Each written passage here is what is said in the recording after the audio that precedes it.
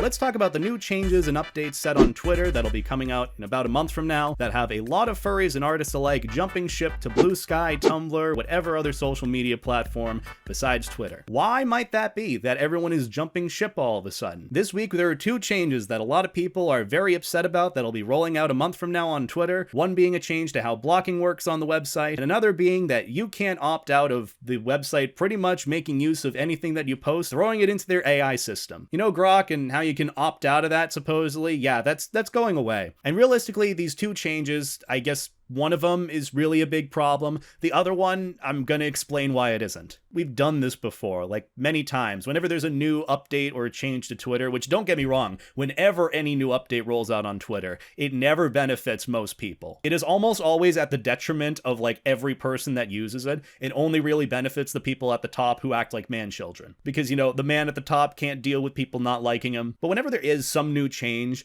like everyone is usually like posting their Bluesky accounts saying like, hey, I'm jumping ship over there. See you guys over on the bluer skies, which if you don't know, Bluesky is kind of like the alternative that a lot of people are using to Twitter. It's like Twitter, but not really. I haven't used it before. I still don't even have an account on it. And I have many reasons for why that is. But from what I hear, the furry side of it seems pretty nice. Like furry Bluesky instead of furry Twitter. From what I hear, it's only sunshine and rainbows. And usually like 90% of the bullshit is entirely cut out of it. But this happens anytime there's a new update. Usually you see this trend of everyone posting their Bluesky accounts or like a picture of it saying, hey, just so you know, you can go and follow me over there. Ever since yesterday when that new update was announced for the block feature being changed, and then a TOS change that, you know, is removing the opt-out ability of having your posts, whether it's photos, videos, or whatever, thrown into the AI system that they have, which I think is called Grok. I've never used it. I really like don't care about any of this AI stuff. How is this helpful to the arts? We've been over this before. Furry and AI art usually no-go, but, you know, with regards to most people who want to make a quick buck, then yeah, you know, they're probably gonna go for it. But I've almost definitely seen this before, especially with being on Twitter myself, which I know, awful thing to do. If you're not on it, you're living a better life than we all are. But why are people up in arms this time? Well, because there are two changes that are going to be rolling out come this November for Twitter. The first thing they're changing is how the block feature works. You know how when you block someone, they just can't see your account, period? Like if you're in an account that's blocked by someone and you see and you try to go to their account, it might show some tweets from like limited account, you know, privacy settings are different for this person, and then you go to the account and it says you're blocked. You can't interact with them, you can't see their tweets, you can't see their posts, or anything like that. Twitter is changing it where if you block someone, they can still see your posts. They just can't interact with it or you in any way, shape, or form. Which I'm telling you right now, I don't really see a good reason for this. But they put out a post explaining why they're doing it. Soon we'll be launching a change to how the block function works. If your posts are set to public, accounts you have blocked will be able to view them, but they will not be able to engage, like, reply, repost, etc. Today, block can be used by users to share and hide harmful or private information about those they've blocked. Users will be able to see if such behavior occurs with this update, allowing for greater transparency. So I immediately see some issues with this block function being changed. First off, a lot of the issues come down to if you don't want someone seeing your tweets, it could be for a good reason. And that usually can sometimes boil down to harassment reasons, stalker reasons, just in general uncomfortability, wanting to curate your feed for the better. That's a lot of what the block button is used for, or the block feature on pretty much any website. It is intended to curate your social media experience on whatever platform you're using it on. And that in and of itself, as far as I know, isn't changing. Like if you block someone, they still won't show up on your feed. But in the example they use, I guess that does make sense. Like say for example, someone blocks you and they have all your like personal information and they're posting about it on Twitter. With how the new block feature works, you'd still be able to see those tweets and, you know, take proper action and report the account if they're putting out that information about you. That specific example makes sense, but I don't know how often that comes up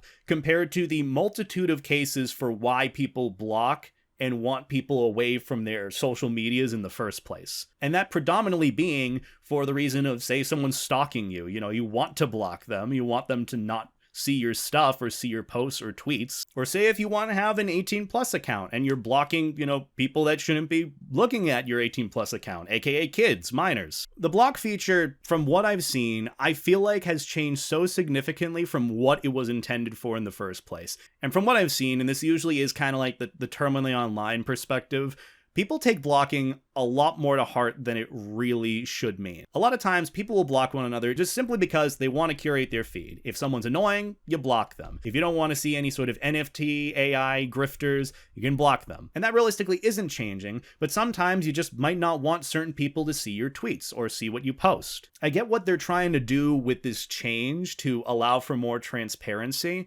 but it doesn't really do anything. Like, realistically speaking, it doesn't change the fact that anyone can literally just make a new account in like 5 minutes or less and then look at whatever tweet is out there that's public. And the same thing for the example they gave, that is also an alternative. It just makes it easier for someone to be able to do that and see someone else's tweets without having to make that other account. And that's why, as upsetting this new change is, realistically doesn't change much. And the core of it that still stays is that if you block someone, you won't see their post, which I feel like is the bare minimum for just the block feature to begin with, which I think is also required for many social media platforms or in general to exist on like the App Store or something. I just don't see why this change is necessarily a good thing. If anything, it benefits a very specific scenario or set of scenarios where in reality, the original setting for how blocking worked literally benefited so much more. Allowing blocked people to see other people's tweets, I feel like is going to cause more problems than people let on that it will. If anything, this change is kind of more of a wake-up call that the block feature is a false sense of security. Because you got to keep in mind, and I feel like this is forgotten a lot, especially with regards to this new feature change, whatever you post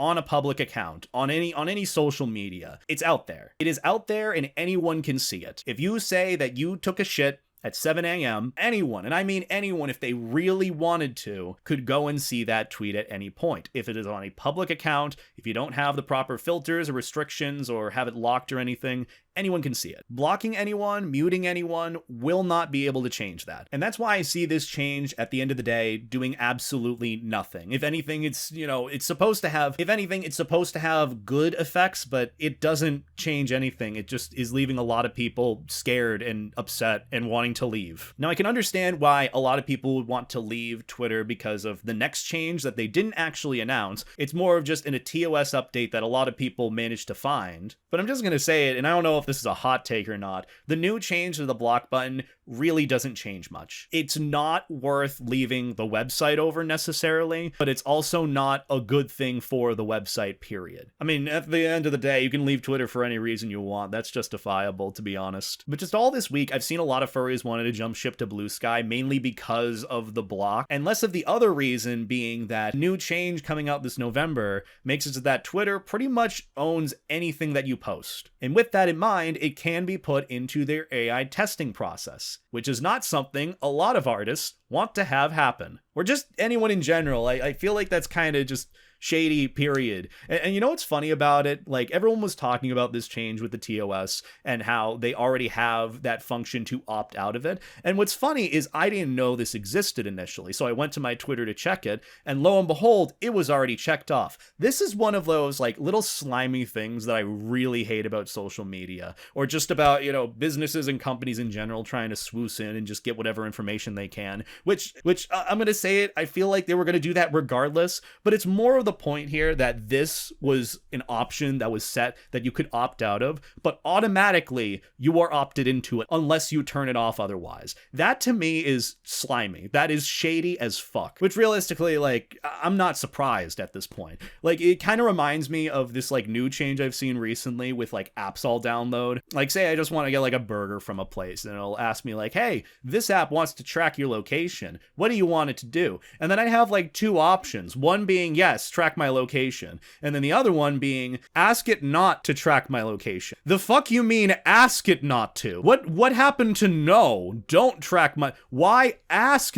What there's a difference between saying don't do this and asking not to do it. If anything, you can ask them and they could be like, no, we're going to track your location. Which at this point, everything we have is already being tracked and monitored as is, and all of our information is just out there. Who gives a shit at this point? But it's more more of the principle here, and I feel like that's the case for this block change going. It's more of a principle. They want to feel like they have a bit more control and safety with being able to interact however they'd like online on the internet. I get wanting that. I feel like this is a very big eye-opener for a lot of people to realize, hey, whatever you post on the internet is just out there, period. It's public. It's out there unless you already have the precautions set up to make it like a private account or something. But regardless, the change with the block button, I feel like is just not a good change, period. And in the end, even if the change hadn't happened, it can be fully circumvented. Not that that should be promoted per se, but it can be. And especially the case for furries too. Dude, do you know how many furries have like secondary accounts, whether it's an alt account that's like a non-furry, an AD After Dark kinky account or something? More often than not, furries who are on Twitter have a secondary account that they can access. And so it's just as easily, if someone's blocked on one account, to switch over to another one and check to see the account from the other one. It's a very popular term called block evading, if you don't know about it, which, you know, you shouldn't do because out of principle, it's just not right to do. If anything, the change kind of mitigates that to begin with. It just seems so out of left field that they would put that out there, which kind of makes me believe, and this is more my conspiracy theory hat, I feel like this is just another temper tantrum from the man-child at the top. Like something went awry with how he's being seen online, and he just wants everyone to see his stuff, or wants to, I guess, punish those who block him. I don't know, man. Look, people in charge shouldn't be in charge. That's just all I'm saying. But the other big change outside of the block button or block feature being different comes from a TOS update that a lot of people picked up on rather quickly. The main part of it has to do with Twitter pretty much having access to whatever you post on there. By submitting, posting, or displaying content on or through the services, you grant us a worldwide, non-exclusive, royalty-free license with the right to sub-license to use, copy, reproduce, process, adapt, modify, publish, transmit, display, upload, download, and distribute such content in any and all media or distribution methods now known or later developed for any purpose. Pretty much they own anything you post, which I don't know if that was retroactive even before this TOS change, but the big change to go into it that a lot of people are mainly upset about and jumping ship to bluesky for